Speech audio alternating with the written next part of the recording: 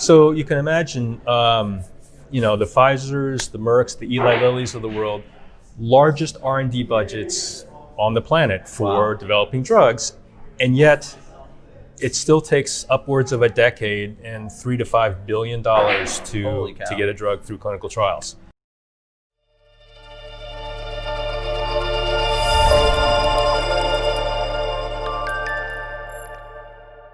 Welcome to the Bourbon Friday Show. I'm your host, Nick Niehaus. I have an exciting announcement this week. We have our very first sponsor. MultiPass is our sponsor this episode. And what we'd like to do is welcome you. If you're an early stage founder, you're somebody working on your MVP, MultiPass has their second cohort open at this point. They are accepting applications, so go to multipassapp.com to apply today.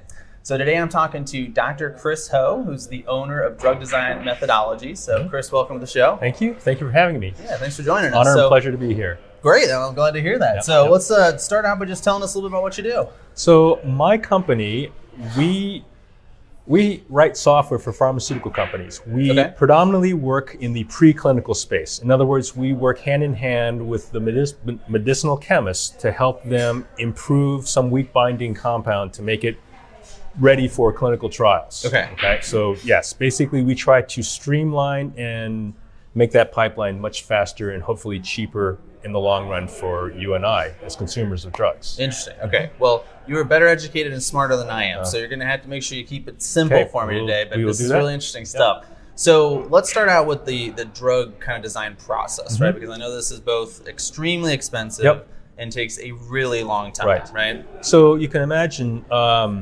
the Pfizers, the Mercks, the Eli Lillys of the world, largest R&D budgets on the planet for developing drugs, and yet it still takes upwards of a decade and $3 to $5 billion to get a drug through clinical trials. So it's just difficult. Chemistry is hard. So at some point, like if you were the CSO of a pharmaceutical company, you have to make the go or no-go decision as to, I have a table full of compounds. Which of these am I going to take and push to my chemists? Which of these am I going to hold on to because they may have value? And which of these are just to the recycle pile, right? And so in general, drug companies now spend a good deal of their money and R&D effort making a compound better. And that is, we'll take a weak binding compound, send it to some chemists, they'll make some modifications, then we go test it. Is it better or worse? Usually it's worse. And so you throw out that, and you go, okay, let's think, brainstorm, figure out some ways of making this compound bind to the drug better.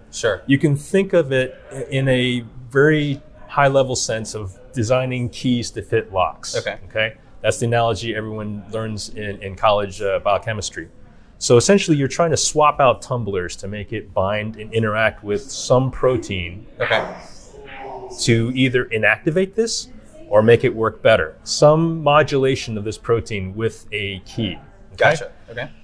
But it takes time, effort, money to make a new key, right? Depends on the tumblers we put on it, but it can take time. It would be really cool if you had a table full of keys, you can just say, all right, let's just calculate. How well does this key bind? How well does this key bind? How well does this bind?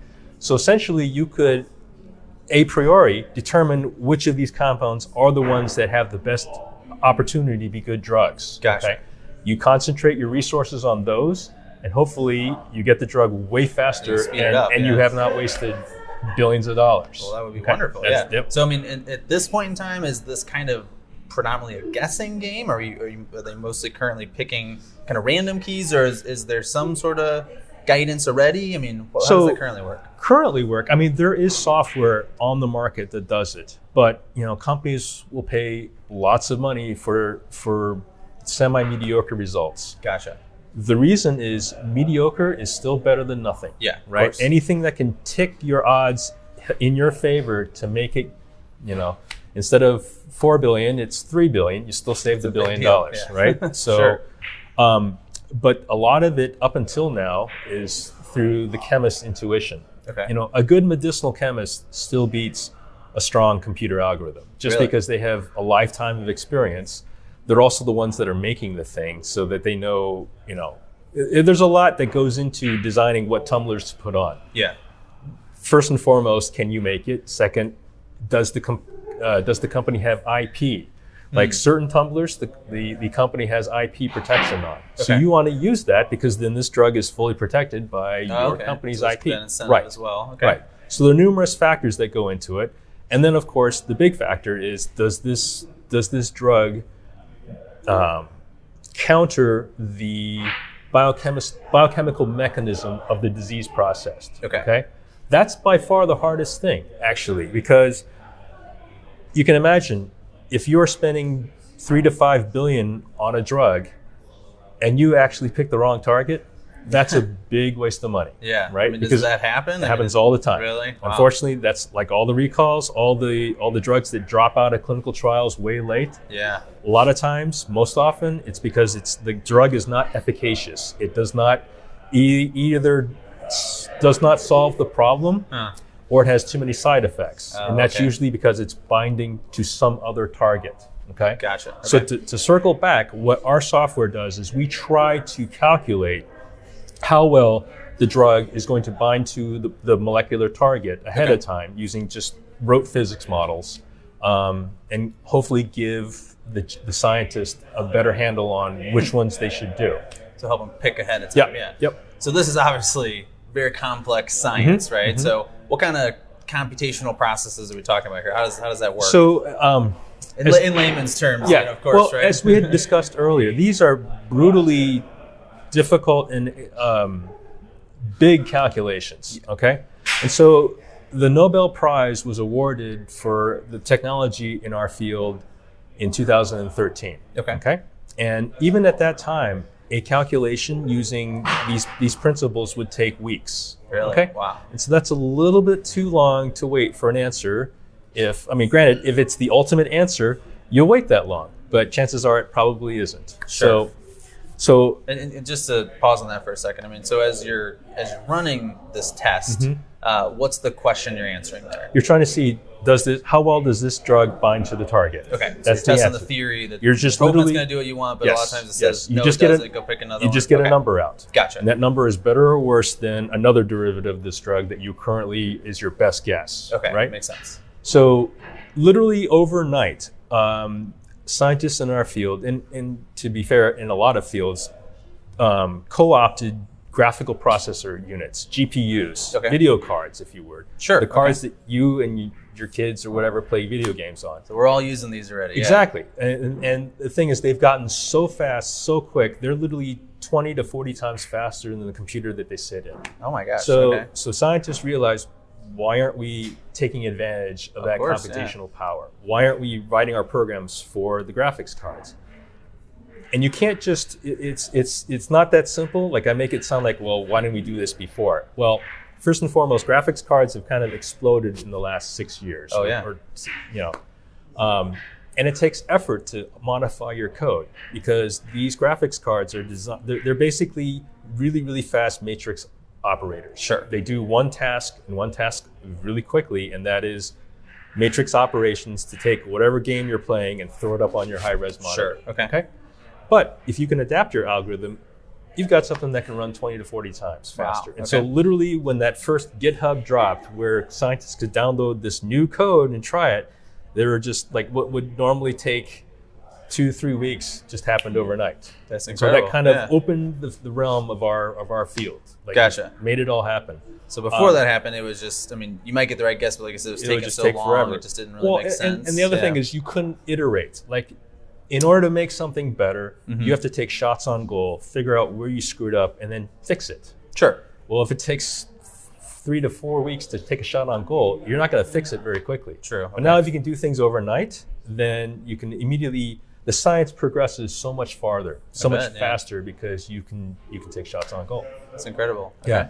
And it's not only our field. Like the entire field of machine learning is thanks to these graphics cards as well. Yes. Interesting. Yes. So I mean, it's like, what isn't on the graphics cards? So it's literally has transformed everything. Science, business, you name it. Right. That's incredible. Yep. Yeah. Well, I know one that I've heard about is cryptocurrency being a big aspect of this, right? Yes. And unfortunately, that has impacted our field because as the demand, right, obviously, Bitcoin, no one's doing it as a personal hobby thing. It's big, companies or countries do Bitcoin. China, whatever, you have Oh, wow. it. They Okay. do, yeah. But it's the little crypto coins that you and I can actually still mine on our personal computers because they're Sure. designed for that. And as the demand skyrocketed a year ago, we couldn't find GPUs. Oh, really? So it actually put a big damper, not only on us, and also machine learning people. Wow. Because, and people who are listening who are gamers will agree to this in that, your graphics card went from $500 to over $1,200. So holy cow, yeah, really? and you couldn't get them. Literally, you just could not buy one. You could just fork out as much cash as you wanted. They just weren't around. Really? So during that, explosion and during the Bitcoin dark was over, ages, yeah, pretty much no 15 one grand could, or whatever right, it was, and right. yeah. And But now, since so then- So what happened after So that? Did when people sell Bitcoin, them all back? well, that's actually true. When Bitcoin went poof, I mean, it's still kind of there, here and there, Sure. but people are a lot more wary now. It actually made it easier to get them either on, eBay to get, because secondhand cards are fine. Sure. We'll just run them until they die. It's not like we need good ones. Yeah, right? that'd be brand So, new. yep. Makes sense. Cool. Well, I know you have some other projects that you're involved in Yep. as well, and I wanted to ask you a little about that before we run out of time. So we do I dabble in all kinds of technology. So I do some augmented reality. Ooh, okay. Augmented reality is an awesome teaching tool. Right now, I develop basically prototypes for artists. We have a thing with, we're prototyping things for museums, things that can help kids get more interested in, because it's one thing to just read a placard on a museum piece, but if you hold your phone up to it and all of a sudden it came to life, Ooh, and you could learn so much more from it. That's a great application for it. We also do virtual reality. So my technology that I've been working on the company with, they're mainly for small molecule drugs. Sure. Okay. Which has been the majority of drugs developed all along. Now, it's biologics are the rage. Okay. Immunoglobulins, antibodies. So anything that ends in an MAB, that's an antibody. Okay. So literally in the last 10 years, antibody technology has taken off. So that's sort of the rage now. But those are big proteins. The analogy is if my world is small molecule and those are like locks and keys, Sure. antibodies and big proteins, they're like icebergs. Oh my gosh, So you're trying okay. to dock icebergs to one another. Yeah. And so one of the things we have postulated is, machine learning is sort of trying to capture what a human would do when they're trying to dock these things together. So one thing is one very common thing in science is to gamify something. Sure. Okay? Because if you can get an army of people, kids, whatever, playing this thing and trying to, figure out a solution, that's a lot of manpower thrown at a problem. It's done a lot faster. Right, Sure. you can get done a lot faster. And this has been done. There's a program called Folding at Home where you can give some of the cycles on your fast computer to help scientists fold proteins, which can then lead to how do we solve disease processes, okay? Same deal. So in the virtual reality sense, you could take two proteins and figure out how they're docking, you could feel literally as you collide them, you feel that in your hands. Or as not only does the proteins have to fit in a shape-wise, Sure. you have to deal with the electrostatics, the charge. Okay. Like if you took magnetic poles, right? If they're the same you feel poles, you can't feel that, but you turn it, it snaps together. Sure. Same deal with, any protein has a molecular charge on it. So you're trying to optimize both the shape and the molecular charge, and you can do this with virtual reality. So that's one of the projects that we're working on. Fascinating. Yeah. All kinds of applications. All kinds of things applications. I'm sure we haven't Yep. even thought Right. of yet. Yep. So very cool. Well, we do have a few minutes left here, and I want to make sure that we have a chance to bring Eric on the show. Yep. So Eric is the founder of Bourbon Friday, and as always, he's going to tell us what we are drinking today. Yep. So we are drinking Jack Daniel's Old Number 7, probably what everybody in So say that's classic America thinks about when you talk about whiskey. Sure. And there's a couple reasons why this here. I couldn't find anything about machine learning in Jack Daniel's, or GPUs really.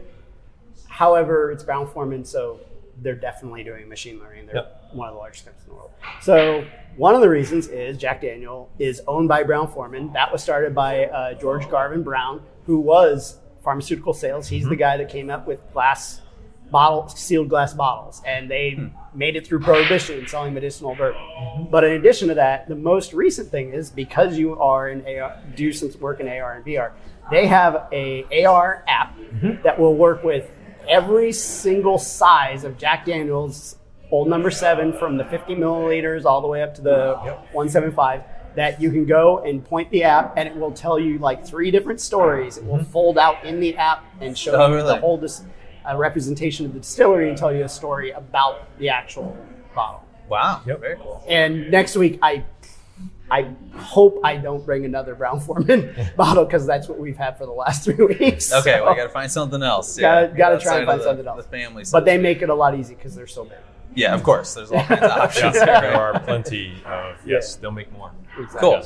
Well, we got a minute or two left. Do we have some events coming up this week? Or You bet. On Monday, we have Zapier Productivity, an intro to Zapier at NextCore. It's one of the co-working spaces here in town. Cool. And if you're not familiar with Zapier, it basically lets you connect multiple types of web apps together, even if there isn't an API for those apps. Oh, wow. And then on Wednesday, here at Kobo, we have Creating a Thought Leadership Publishing Plan.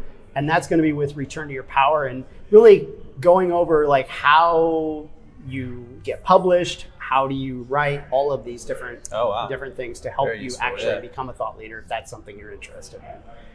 And that's a lunch and learn. I think bring your lunch and you can come there. We'll put a link below, of course, like every week. And then on Thursday, Venture Cafe at Cortex. This week, again, didn't have any full descriptions, but there's always pretty good programming there. Then Friday, there is the launch code blood drive at launch code during the afternoon. So definitely go and help that out, especially if you're in the Central West End, you can go and donate blood right at launch code. Great. And then we're back here at Kobo for another great Bourbon Friday. We have Ola Yeni from Claim Academy. Maybe if you go to that blood drive, make sure you use Lyft or Uber to get back and forth before coming Especially here. in the heat. Especially in the heat.